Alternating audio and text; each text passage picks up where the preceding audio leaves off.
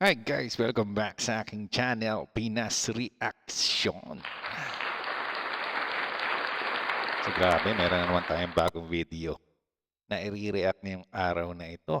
Ito'y galing kay Bok Tribs, mga idolo. So tinatakil niya dito is yung 10 years na license o passport, if I'm not mistaken. Diba? So magre-react lang tayo dito mga idol. So wala naman tayong planong makipagdebate kay Sir. Ako'y may opinion siya. So sasabihin din natin ang ating opinion sa kanyang mga opinion. Diba? So kanya-kanyang opinion nga yan. Diba? So meron lang akong sagot sa kanyang opinion sa mga sinasabi niya regarding doon. So without further ado, let's go. Eto po mga Boca Tribs. Alam niyo po ba na ang gusto po nung iba gawin po nating utang na loob sa dati pong pamahalaan ni dating Pangulong Rodrigo Roa Duterte. Yun pong ating 10 taong lisensya at yun pong Okay. Utang na loob, di ba? Sa akin, hindi naman kailangan na utang na loob kasi trabaho naman yan ng ating gobyerno, di ba? Kasi para sa atin naman yan. Kaya nga ginawa nilang 10 years yan para hindi na tayo mahirapan pa na pa-renew. Siyempre, another gastos na naman yan, di ba? So, dagdag gastos. Kasi ako, nagre-renew rin ako ng lisensya dati. So, tsaka yung pagod, yung oras, hindi mo mapagsabay, lalo na kapag may trabaho ka, di ba? Kasi Monday to Friday lang naman ng opisina ng LTO. Siyempre, sisingit mo pa yan, di ba? Kaya, pabor sa akin tong 10 years na to. Pero yung utang na loob sa akin, hindi naman siguro utang na loob na magpapasalamat lang tayo kasi iniisip tayo ng gobyerno, di ba? Yung pagod natin papuntang LTO, saka yung gastos, di ba? Yung pag-renew. Yun ang aking naiisip pa.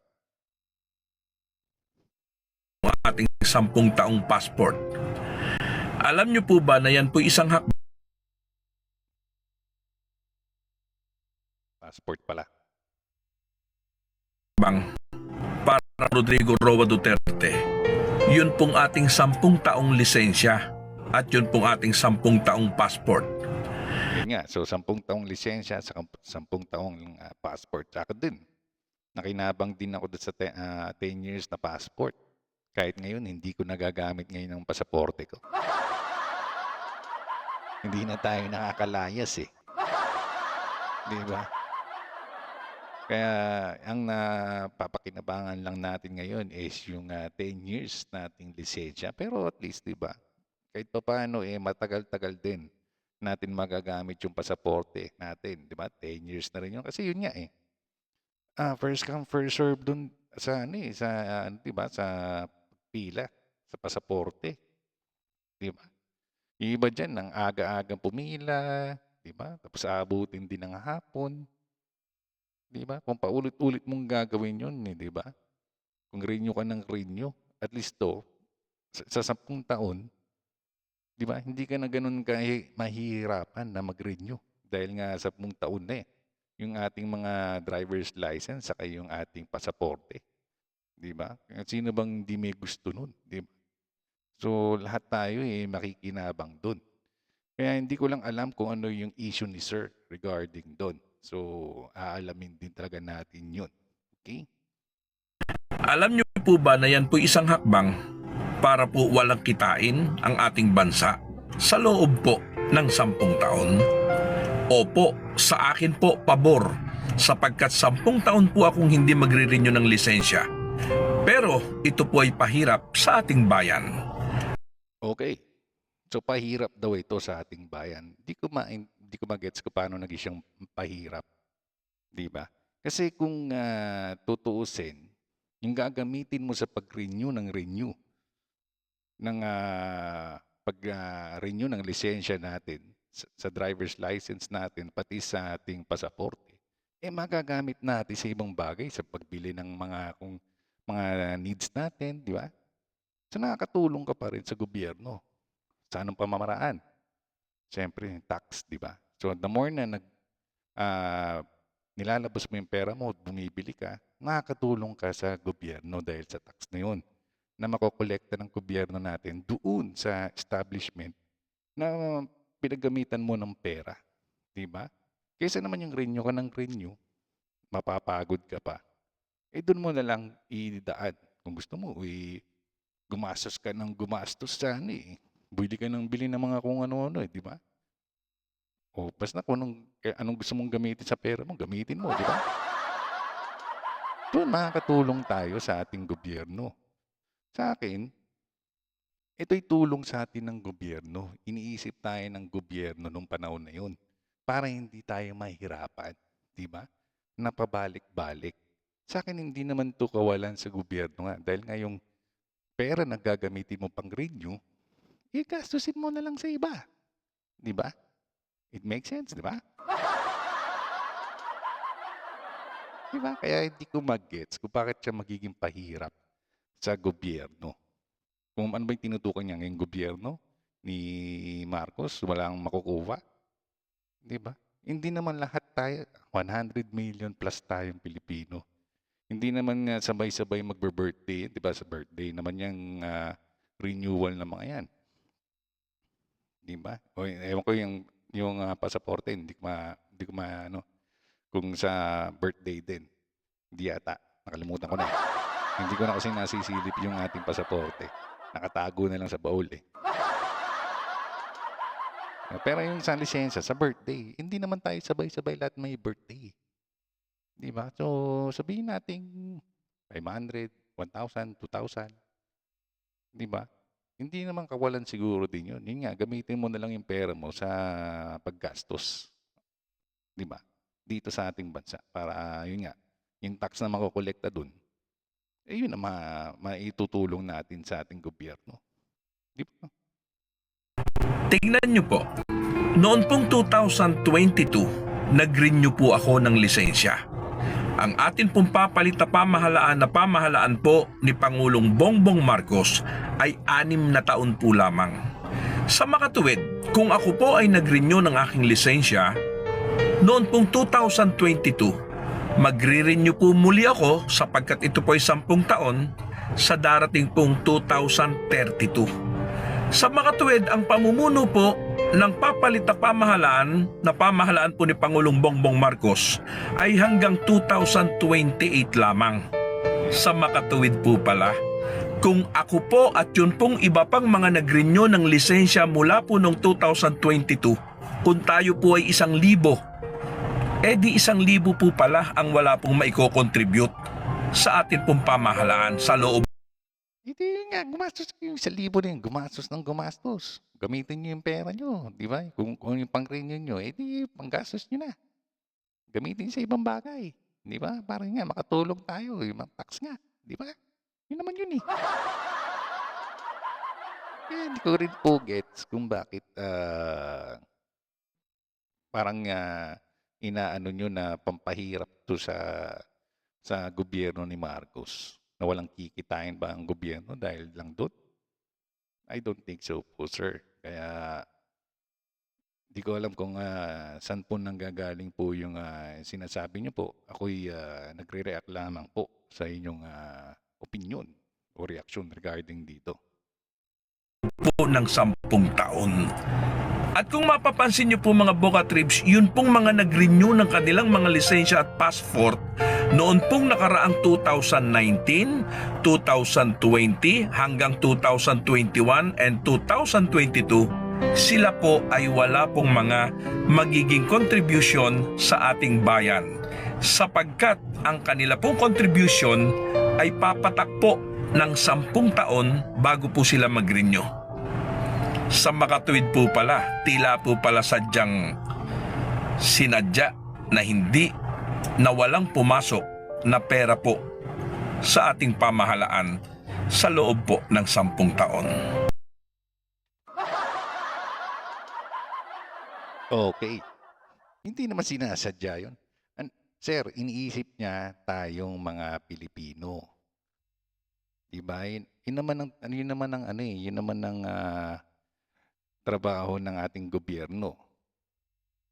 Di ba po? Kailangan talaga sila mag-sacrifice para sa atin. Yung pera naman na yun, sa atin din naman yun nanggaling, di ba? Sa mga tax natin. Kaya ibabalik din sa atin yun, sa tulong nila. At para hindi tayo mahirapan, gumaan-gaan yung buhay natin, di ba?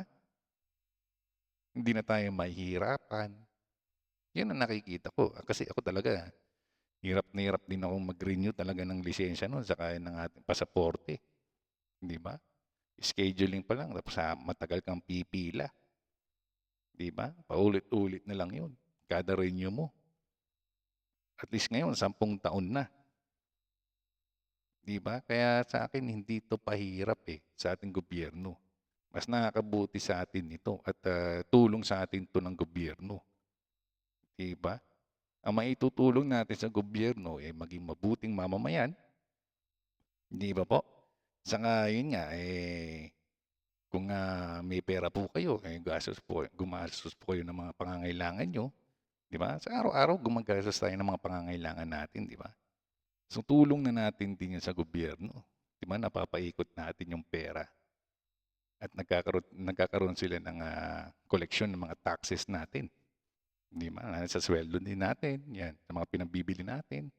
So, nakakatulong po tayo sa gobyerno. Huwag niyo pong sabihin, hindi po tayo nakakatulong sa gobyerno at pinapahirap sa gobyerno natin itong 10 years passport saka 10 years na lisensya. Kasi hindi po talaga. Para po sa akin, ewan ko lang po kung mababago po ang inyong thinking, pero yun po yung sa akin. Di ba po? Po ba ay dapat nating ipagpasalamat? Personal po, sa personal po, kagaya ko, opo. Pero sa ating bayan, wala po tayong contribution. Yun nga po, wag niyo pong ibase lang po yung contribution natin doon sa 10 years na passport saka 10 years na lisensya. Kasi hindi naman po siguro ganun kalaki yung mawawala sa gobyerno kasi nga tulong sa atin to ng gobyerno eh. 'Di ba? Yun po ang papel nila para sa atin. 'Di ba po? At maaambag po natin sa kanila, yun nga, mga taxpayer tayo. Yun may aambag natin sa kanila. Para yun nga, magkaroon ng pera ang ating gobyerno para sa atin. Parang ibabalik lang sa atin. Di ba po? Kasi sila yung magpapatupad ng mga kunong-unong batas o alituntunin para gumaan ang buhay natin kasi binabawasan tayo ng tax eh. Di ba po? So yun ang contribution natin sa kanila, yun ang contribution nila sa atin na mapagaan yung ating buhay. At di tayo mahirapan. Di ba po? At sa ganito pong kaparehas na usapin, dapat po hangaan natin si Pangulong Bongbong Marcos. Dahil sa kabila po ng wala pong papasok na pera po sa kanya po sa loob ng 10 taon at sa 6 na taon po niyang panunungkulan ay wala pong papasok doon po sa mga nag-renew ng kanilang lisensya at passport noong 2019, 2020, 2021 at 2022. Nagawa pa rin po niyang makapagbayad ng ilan po sa ating mga pagkakautang. Yan, kung totoo talaga yan nakapagbayad, palakpakan natin si Pangulong BBM, di ba?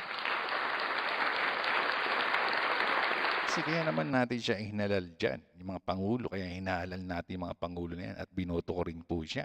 Di ba? Para yun nga, mapaganda at mapaayos ang ating bansa. Di ba po? So kanya-kanyang ligasiya lang naman po yan ng bawat presidente. Kaya wag po tayong mag-compare kung ano yung ginawa nito, ni isa, hindi ginawa nito. Dapat kung ano yung hindi na ginawa, yun ang gagawin ng isa. Di ba?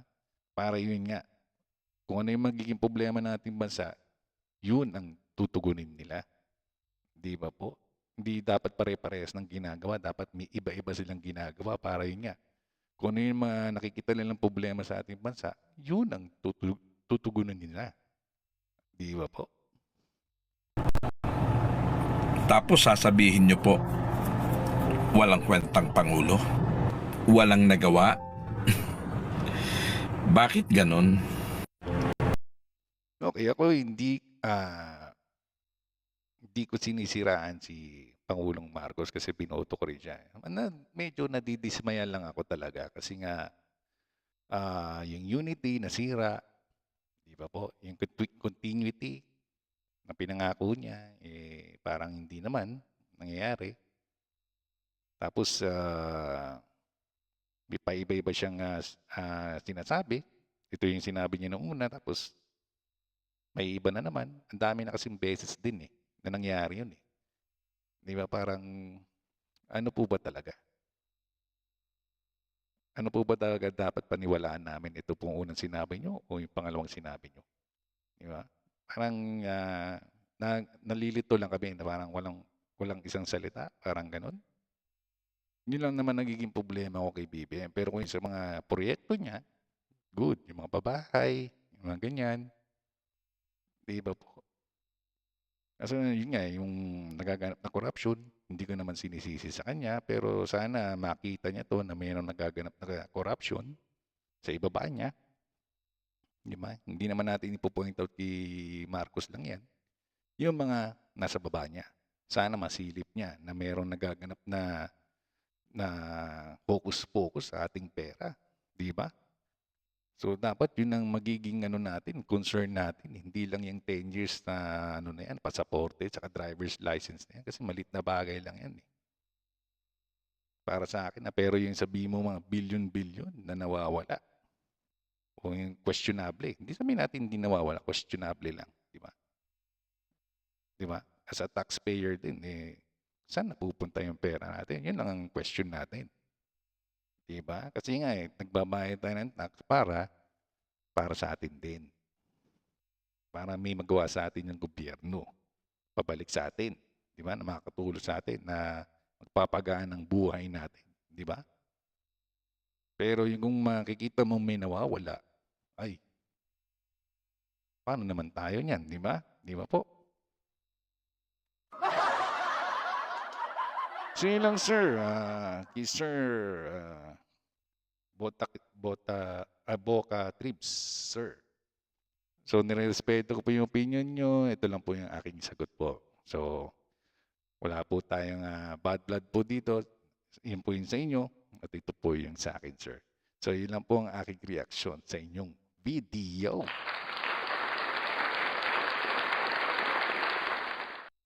So, yun. So, guys, abangan nyo ulit ang aking susunod na mga video na i-react ngayong araw nito. Kung pabor ba kayo sa sinabi ko, pabor kayo kay sir, kayo na pong bahala sa magiging desisyon nyo po.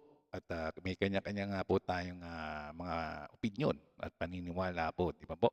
Kaya respetuhan na lang po tayo at wag po tayo magbagayan.